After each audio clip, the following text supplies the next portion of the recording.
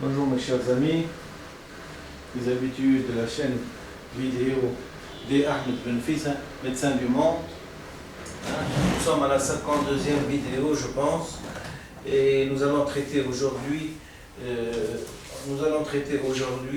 d'abord quelques petites généralités qui sont importantes. Je me suis aperçu au fil de mes vidéos que je prenais inconsciemment la position d'un psychanalyste qui parle à son patient, c'est pas un malade mais c'est un patient, disons, et donc cette transmission de savoir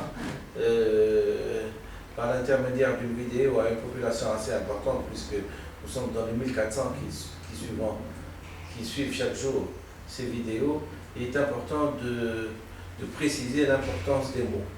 Parfois, c'est certain, j'ai parfois des difficultés d'élocution, non pas de manque de savoir, mais de manque du mot juste, le mot juste qu'il faut. D'ailleurs, je me suis aperçu en revoyant les vidéos que j'avais dans une de mes vidéos dit que c'était une offense.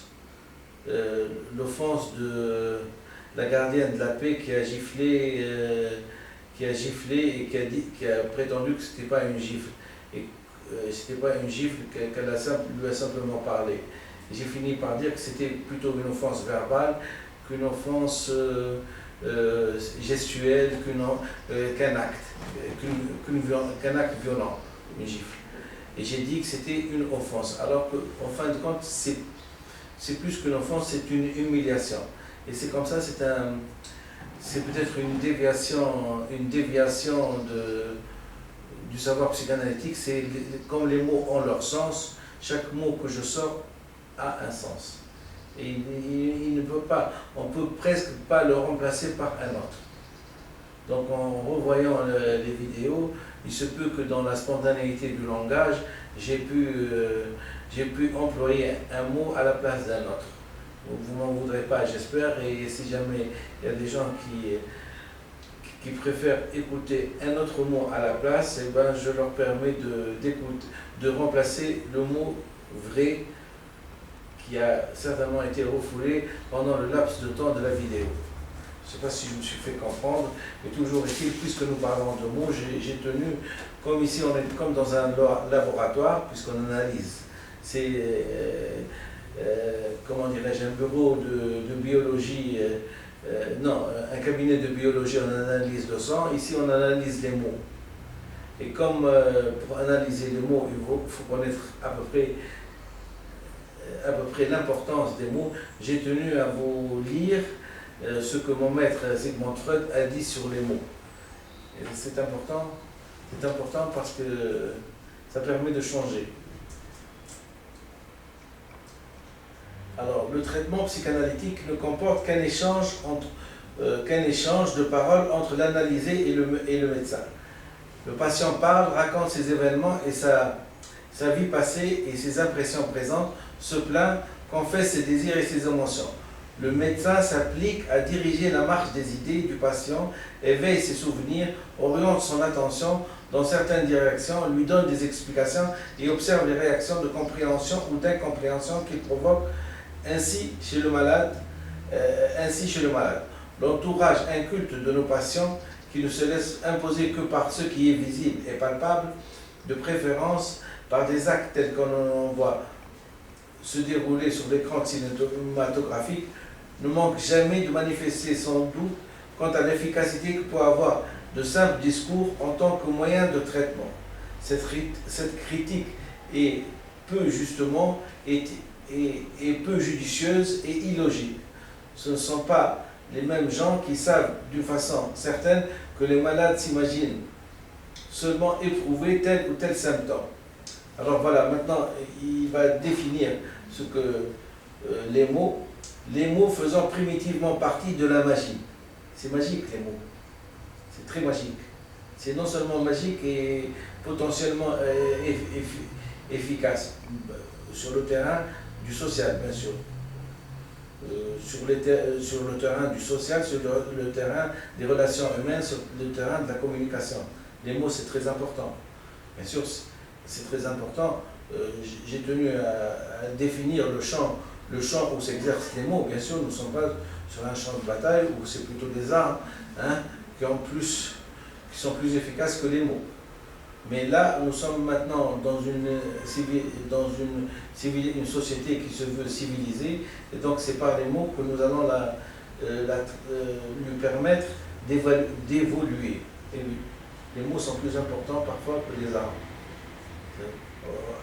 Imaginez un petit peu la population, l'impact des mots sur une population de 300 ou 400 millions de personnes qui vont évoluer, qui vont passer d'un stade qualifié de primitif à un stade qualifié de civilisé.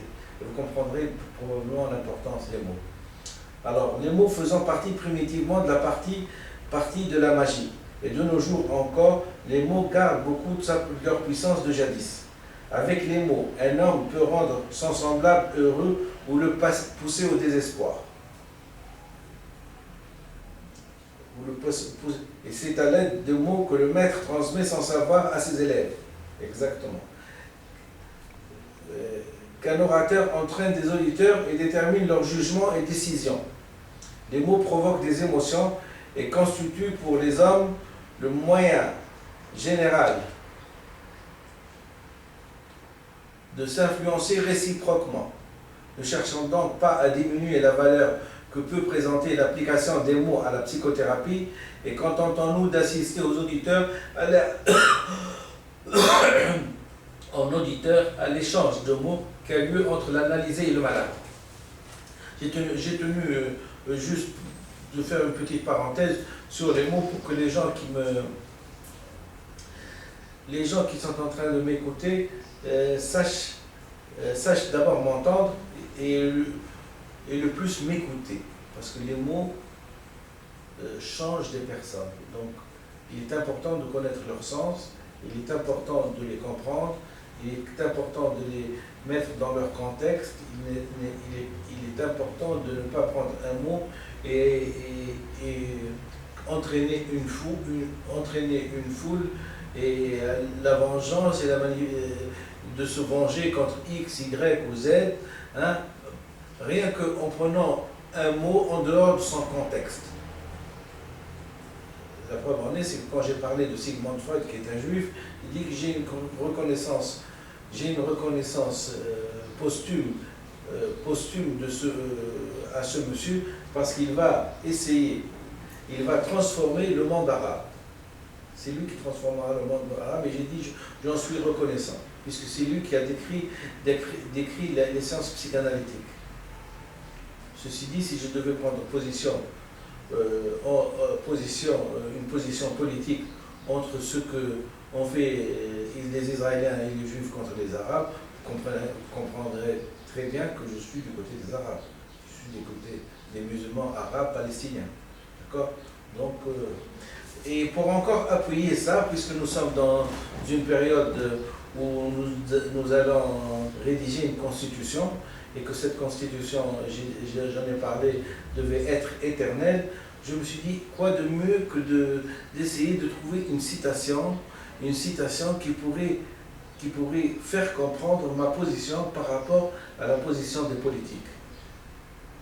Puisque je revois